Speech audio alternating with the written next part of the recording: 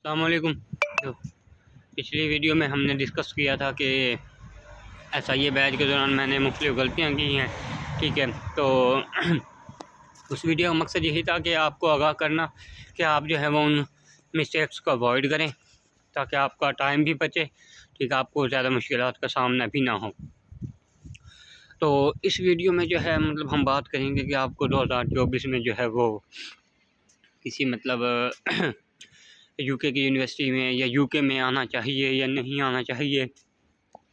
ठीक है, आपको बैचलर पे आना चाहिए, आपको मास्टर्स पे आना चाहिए या आपको PhD पे आना चाहिए। तो सबसे पहले बात करते हैं कि मेरी यूनिवर्सिटी जो है वो तकरीबन यूके में मैंने तकरीबन रिसर्च करने के बाद यही अंदाज़ा लगाया था कि जो सबसे सस्ती यूनिवर्सिटी है ना और अच्छी स्कॉलरशिप भी दे रही है, ठीक है, वो यही यूनिवर्सिटी है जिसकी फ़ीस भी तकरीबन कम ही थी बाकी यूनिवर्सिटीज़ की निस्बत।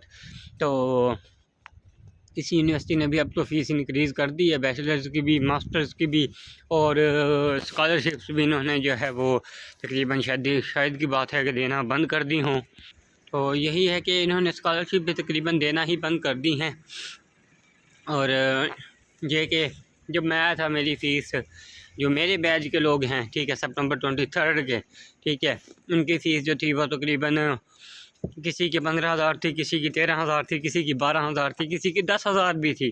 ठीक है, सेम बैचलर वालों की, ठीक है, सेम कंप्यूटर साइंस का अगर स्टूडेंट है तो सबकी। क्योंकि मैंने बताया था कि मतलब जो यूनिवर्सिटी है वो मैक्सिमम 5,000 पाउंड की पर ईयर जो है वो स्कॉलरशिप दे रही है। और दूसरा ये भी है कि मुख्तलिफ स्कॉलरशिप थी, 3,000 भी थी, 2,000 भी थी, 5,000 भी थी। मास्टर्स में भी सेम था, 1,000 स्कॉलरशिप भी थी, 2,000 भी थी और 3,000 भी थी स्कॉलरशिप। तो यही है कि अब उन्होंने जो है वो फ़ीस इंक्रीज़ कर दी है। बैचलर की जो फ़ीस है वो तकरीबन 17,000 पाउंड कर दी है पर ईयर। और इनका जो फ़ीस का तरीक़ाकार है वो यही था कि आप जो है वो तकरीबन हाफ़ जो है, हाफ़ कह लें या 5,000 पाउंड जो है वो इनिशियल डिपॉज़िट पे करके यहाँ पे आ जाते हैं। तो सिनेरियो कुछ ये हुआ कि मैं भी इसी तरह 5,000 जो है वो स्कॉलरशिप कह रहा हूँ मैं, इनिशियल डिपॉज़िट अपना सबमिट करवा के यहाँ पे वीज़ा लगवा के आ गया हूँ। ठीक है, तो फिर मुझे मेल आई है कि आपने 31 अक्टूबर को जो है वो एक दूसरी किस्त पे करनी है। ठीक है, उसके बाद फिर आपने एक पे करनी है 31 नवंबर को, यानी दूसरी किस्त, यानी 10,000 पाउंड जो है मैंने 2 महीनों में सबमिट करवाना है, जबकि पीछे मेरे पास जो है वो कुछ भी था नहीं। तो फिर हालात मतलब बड़े टाइट हो गए, परेशान भी मतलब काफ़ी ज़्यादा हो गए, मैं भी, पीछे घर वाले भी। ठीक है, क्योंकि यही था, क्योंकि नए आए थे, पता नहीं था ज़्यादा कुछ। यही था कि कहीं मतलब स्पॉन्सर कैंसिल ना हो जाए और मतलब हमें कहीं डिपोर्ट ना कर दिया जाए। मुख्तलिफ मतलब सवालात जो है वो जहन में उभरना शुरू हो गए। तो आपने इस बात का भी ध्यान रखना है कि आप पीछे जो है वो पैसे कुछ ना नहीं अपने पैसे जो है वो फिर बचा के भी आएँ। ठीक है, और अगर आपने प्योर स्टडी के लिए आना है, ठीक है, अच्छी स्टडी के लिए आना है, ठीक है, तो फिर जो है वो आप मतलब आएँ यूके, वरना मेरा ख्याल नहीं है कि आप यूके आएँ। ठीक है, जो मास्टर्स की फ़ीस है वो पिछले साल जो है वो 2023 में वो थी तकरीबन 8,000 पाउंड, 7,000 पाउंड, 7,500 पाउंड, मुख्तलिफ मतलब शोबाजात की फ़ैकल्टीज़ की जो है वो मुख्तलिफ फ़ीस थी। अब जो है वो फ़ीस तकरीबन 10,000 पाउंड तक जा चुकी है।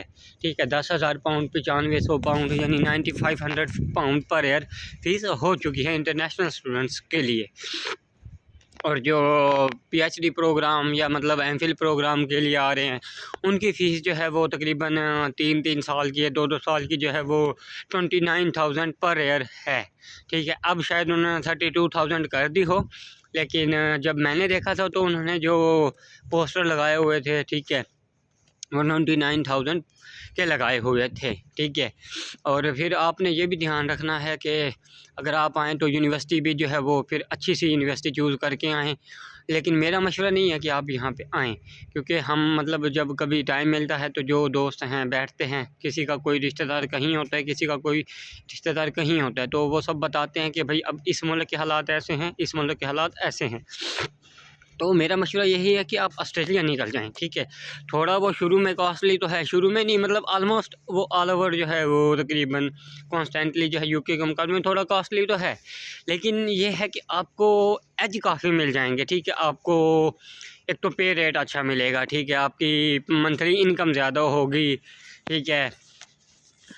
स्ट्रगल तो देखिए हर एक जगह है, ठीक है, लेकिन ये है कि आप ऑस्ट्रेलिया मूव कर जाएं तो ज़्यादा बेस्ट बात है। कनाडा भी जाना मतलब जो है वो तकरीबन एक अच्छा ऑप्शन नहीं है, क्योंकि वो भी अब इन्फ्लेशन का शिकार है, जॉब वहाँ पे भी नहीं है, यहाँ पे भी जॉब्स नहीं हैं। तो मेरा मशवरा तो यही है कि अगर आप बैचलर वगैरह के लिए आ रहे हैं तो आप ऑस्ट्रेलिया मूव कर जाएं, तो बेस्ट ऑप्शन यही होगा। बाकी अगर आपके कोई और सवालात हैं तो आप कमेंट बॉक्स में पूछिए।